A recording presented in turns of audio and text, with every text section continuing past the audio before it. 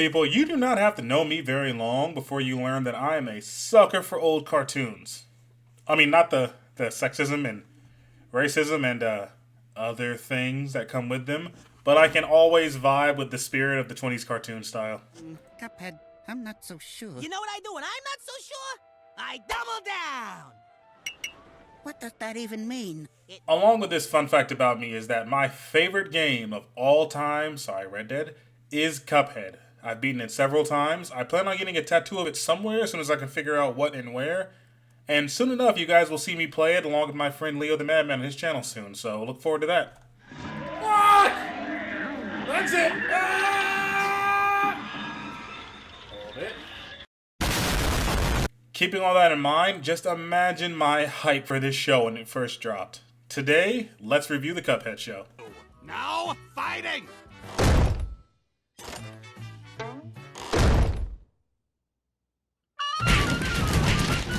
Now, my first impression when it was announced that Cuphead would get a show was, why? Like why? The magic of Cuphead is that it was a cartoon turned into a video game. If I wanted to watch a 20s cartoon, I'd just turn on a 20s cartoon. But the trailer made me take a full turnaround on this show. I am a straight addict for 20s accents. I could listen to Joshua and Margaret talk about absolute nothing for hours on end. Nix the waterworks, Sonny. Belly aching, never solved a ding-dang thing. Yeah. Welcome home. It's good to see you again, you big crybaby.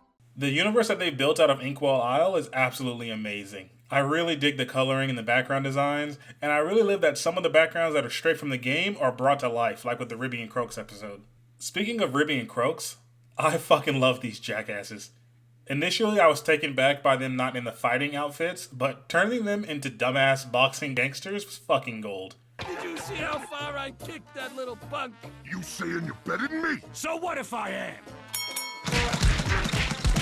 Like, I can say that for all the bosses. Turning them into 20 style bums was an amazing decision. Like, the root pack being rail riding hobos was hella fun. Another note I have is that the episodes that don't focus on the bosses do a really good job at recreating old school situations. Like, any men I got watching that have brothers, you know the feeling. Sometimes you just gotta scrap. No real reason, just cuz. Hold that! Say, Cuphead, why are we fighting again? 'Cause we're not supposed to? Right! I do, however, find a couple things wrong with this show. Like, just one or two things. Like, one being how it ended. Like, I understand wanting to leave your audience wanting, fiending. You just gotta leave them jonesing for more. What does jonesing mean? Note to self, look up what jonesing means later. But the motherload of all cliffhangers for a show that we won't get a continuation of for 1 to 2 years? And this is Netflix, bro.